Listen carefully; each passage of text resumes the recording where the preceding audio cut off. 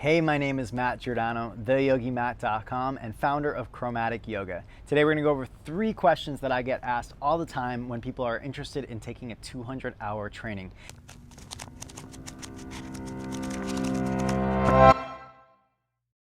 The first question I get most of the time is, I'm not an advanced practitioner. Will I be able to keep up with this training?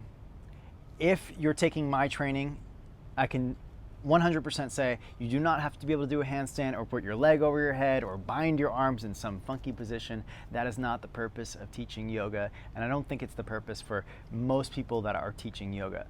At the core of it, most of us, we practice yoga because we want to feel better. Our students want the same.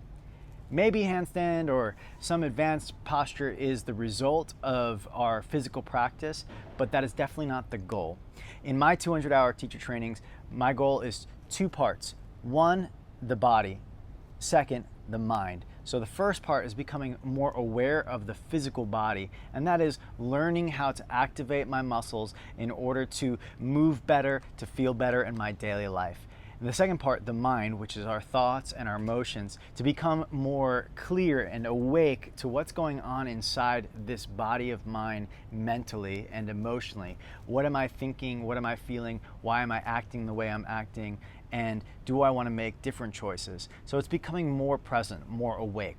In order to build physical awareness of the body, we do the practice of asana. And in 200-hour training, you learn tips and skills on how to advance your physical asana. In mine particularly, I go over how to activate certain muscles within certain shapes in order to develop proprioception, which is knowing where your body is in space, so that you can feel better both on your mat and off the mat. That's my goal. Not a handstand, not a leg over the head, but really to feel better in your body. We do the same for the mind. To develop awareness of the mind, we use practices like meditation, pranayama, studying sacred texts, philosophy, journaling, whatever it takes in order to become more aware of ourselves so that we can live lighter, live freer, live more joyfully. The next question that I get all the time when running a 200-hour training is, I want to advance my practice, but I don't necessarily want to teach. Is the 200-hour training for me? Speaking for my own trainings, I could say 100% yes. If you want to advance your asana practice or your meditation practice, your pranayama practice, you are definitely in the right place to dive into the depth of your practice. Now, if that translates in the end to an increased amount of passion that you want to share this practice with others, then absolutely you can get out there and you can teach. Or it might just be that you want to share it with friends and family or a loved one. It's not necessarily that you graduated 200-hour training and you're going to be teaching on platforms across the world. Some of you, yes, absolutely, that will be the goal for you, and that might be the trajectory of your potential as a teacher. Some of you will share it at work with your co-workers. Some of you will just share it in your home or with neighbors. Some of you will just share it in conversations, and that's big. That's really, being a yoga teacher has nothing to do with the constructs of an asana class. It has to do with transmitting the energy that you feel inside and sharing that with the world. Just transmitting it through a conversation with a friend is teaching yoga. So no, you don't have to look like a yoga teacher or do anything in order to take this training. It's all about you and developing your understanding of yourself, physically, emotionally, and mentally. The third and final question is, will I be qualified at the end of this training to teach yoga?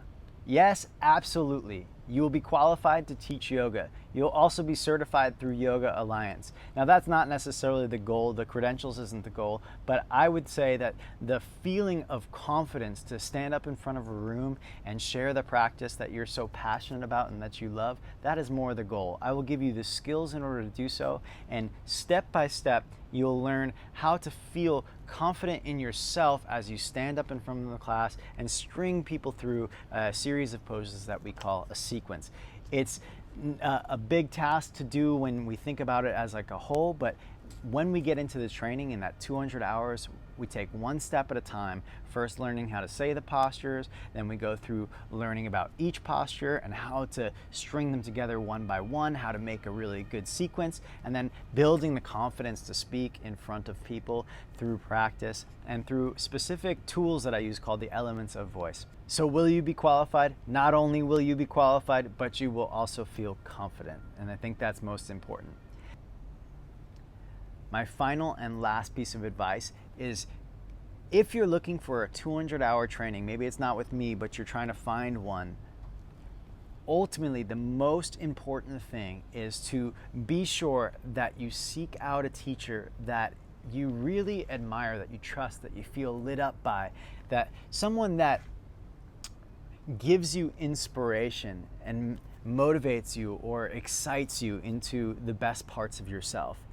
In other words, don't put so much emphasis on finding an exotic location. If it happens to be exotic and you have the teacher you want, wonderful. But if it happens to be in the middle of a city or somewhere mundane and you have a teacher that lights you up, that's far more important.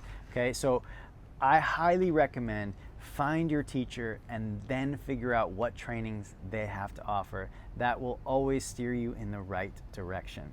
I hope that I've answered your questions about 200-hour teacher trainings, but if I haven't, you can always email me, matt@theyogimat.com, and you can see my upcoming trainings at theyogimat.com and find out where I'll be, and I hope to see you in person for training soon. Take care of yourself.